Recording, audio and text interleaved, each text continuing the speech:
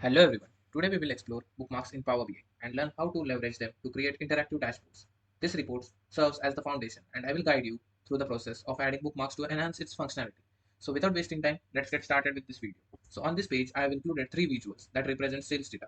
Now let's imagine a situation or a scenario where we need a similar page with the identical visuals but a slight difference of this particular visual. So here I am using the funnel visual, but instead of that I want some another visual, let's say this pie chart or donut chart. So in this type of situation or scenarios, bookmark can help us to uh, switch between the pages and uh, just to speed up the development process. So let's see how we can do that. So before we create a bookmark, let's first make a copy of this particular visual, as this is the visual which we need to replace in our next page or the second page.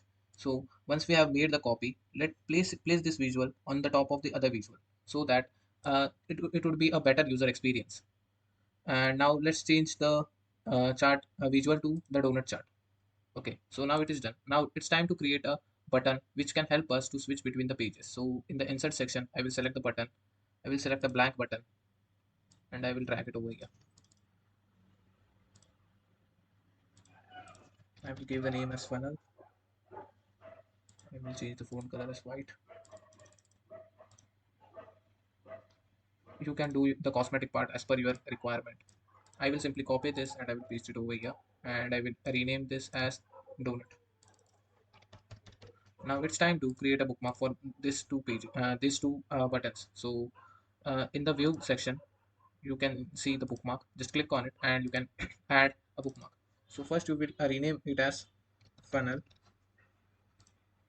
and now it's time to click on the selection. Once you select the selection button, it will display all the names which are present in this particular page. So you can see this button as donut, button as funnel, and let's see. Yeah, so if I'm hiding this visual, so this particular donut visual is getting hidden. So yeah, basically we want that only for the funnel chart. After clicking on it, it is mandatory to click on update. If you're not doing it, I will show you what will happen. I haven't clicked, so it will get disappear. So it is mandatory to click on update button. Yeah, I have hidden it again and I will click on update. Okay, now what we will do is like we will create another uh, a similar kind of page and we will display the donut chart onto it.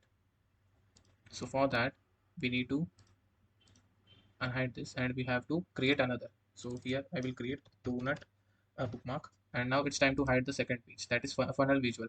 Once it is done, so we need to update it. Now let's test this bookmark whether it is working as per our expectation or not. So if I'm clicking on funnel, it is giving me the visual of funnel, and if I'm clicking on donut, it is giving me the donut visual. So it is working as per our expectation. So now it's time to give this button the action item of the funnel and the donut. So in the action I will click this on, and in the type I will select bookmark, and in the bookmark I will give it as funnel.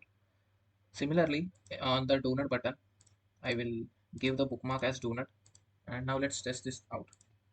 Yeah, and if I'm going, yeah, it is working as per our expectation. So this is it, guys. I wanted to share with you. It was a quick video on the bookmarks. So in the next video, we will be exploring how to change the background color of this particular button based on the selected. Like if I'm selecting this, the background color will get changed so the user can understand which button is actually selected. So this feature will be really helpful to make interactive dashboards. So stay tuned for the next video.